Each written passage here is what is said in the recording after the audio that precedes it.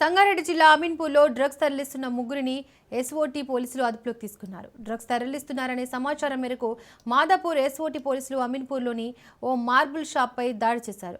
నిందితుల వద్ద అక్రమంగా నిల్వ ఉన్న 2.7 కిలోల డ్రగ్స్ స్వాధీనం చేసుకున్నారు. ముగ్గురు వ్యక్తులను అరెస్ట్ చేసి డ్రగ్స్ పెడ్లర్స్తో పాటు డ్రగ్స్ను అమీన్పూర్ పోలీసులకు అప్పగించారు. రాజస్థాన్కు చెందిన మరొక వ్యక్తి పరారీలో ఉన్నాడని, నిందితుడిని త్వరలో పట్టుకుంటామన్నారు. ఎవరైనా డ్రగ్స్ కొనుగోలు చేసినా, విక్రయించినా కఠిన చర్యలు తీసుకుంటామని హెచ్చరించారు. యువత మత్తు పదార్థాలకు దూరంగా ఉండాలని సూచించారు.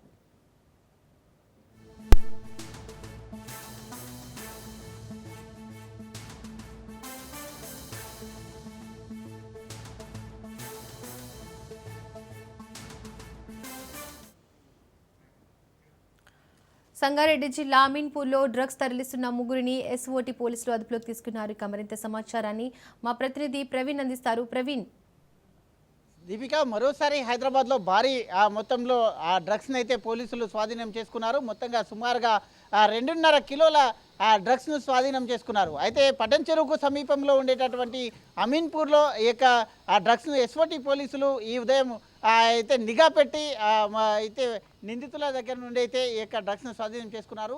అనుమానం వచ్చిన పక్క సమాచారంతో ఎస్ఓటీ పోలీసులు అనుమానంగా సంచరిస్తున్న వ్యక్తులపైన నిఘా పెట్టారు. నిఘా పెట్టిన క్రమం లోపల రాజస్థాన్కు చెందినటువంటి వ్యక్తుల నుండి ఈ యొక్క డ్రగ్స్ ప్యాకెట్లో తరలిస్తున్న నేపథ్యంలో వాటిని మొత్తంగా కూడా ఆ యొక్క యువకులను అయితే అదుపులోకి తీసుకున్నారు. అదుపులోకి తీసుకొని విచారణ చేస్తున్నారు. విచారణ చేస్తున్న క్రమం లోపలనే ఈ యొక్క డ్రగ్స్ని మొత్తంగా కూడా ఎవరైతే విక్రయదారులు ఉంటారో, ఫ్లెడ్లర్స్ ఉంటారో వారికి సరఫరా చేసేందుకు తీసుకెళ్తున్నట్టుగా కూడా సమాచారం వస్తున్న నేపథ్యంలో వాళ్ళని అదుపులోకి తీసుకొని వారి సెల్ ఫోన్ యొక్క కాల్ డేటా ఆధారంగా, వాళ్ళ యొక్క వాట్సాప్ చాటింగ్ ఆధారంగా మొత్తంగా చూసుకునే కనుక ఎక్కడి నుండి ఈ యొక్క డ్రగ్స్ని తీసుకొని వచ్చారు, ఎన్ని రోజుల నుండి ఈ యొక్క దందా కొనసాగిస్తున్నారు, డ్రగ్స్ పెడ్లర్స్ ఎవరున్నారు, ఈ యొక్క డ్రగ్స్ని ఎక్కడ తీసుకెళ్తున్నారు అనే కోణం లోపల కూడా మొత్తంగా ఈ యొక్క విచారణ ఇంకా కొనసాగుతూ ఉంది. మొత్తంగా చూసుకుంటే కనుక సుమారుగా ఆ యొక్క 2 కిలోల గంజాయిని స్వాధీనం చేసుకున్నారు. గతంలో వీళ్ళపైన కూడా అనేక మార్లు కూడా గంజాయి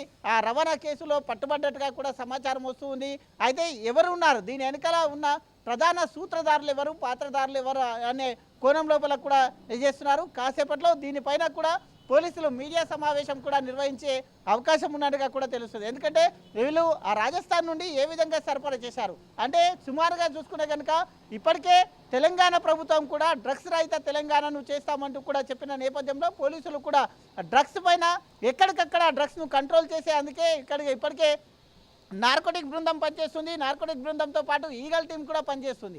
అదేవిధంగా ఎస్ఓటీ పోలీసులు కూడా ఎక్కడికక్కడ దాడులు నిర్వహిస్తున్నా హైదరాబాద్లో ఎక్కడో ఒక చోట రోజు డ్రగ్స్ పట్టుబడుతూనే ఉంది. కాబట్టి దానికి కట్టడి చేసే విధంగా అయితే పోలీసులు ఉన్నట్టుగా కూడా తెలుస్తుంది. అదేవిధంగా చూసుకునే కనుక ఈ రాజస్థాన్ నుండి వచ్చినటువంటి ఈ యొక్క యువకులు ఎక్కడి నుంచి తెచ్చారు అనే కోణం లోపల దర్యాప్తు చేస్తున్నారు.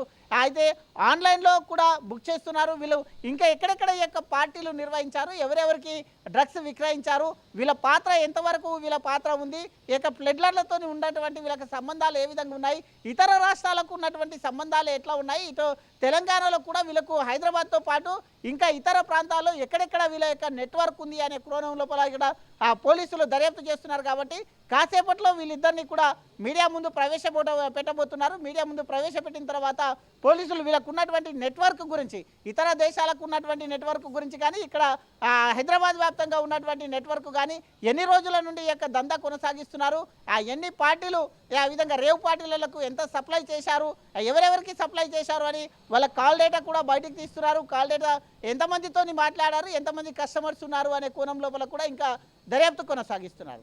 Right Praveen, thank you.